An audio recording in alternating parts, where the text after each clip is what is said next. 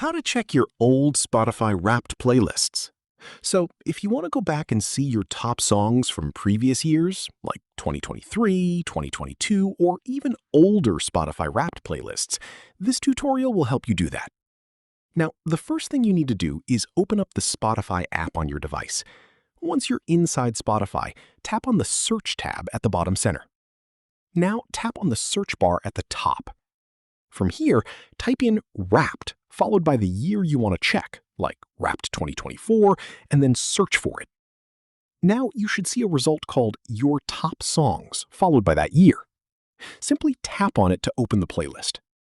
Once you open it, you will be able to see all of your top songs from that specific year and listen to them again whenever you want.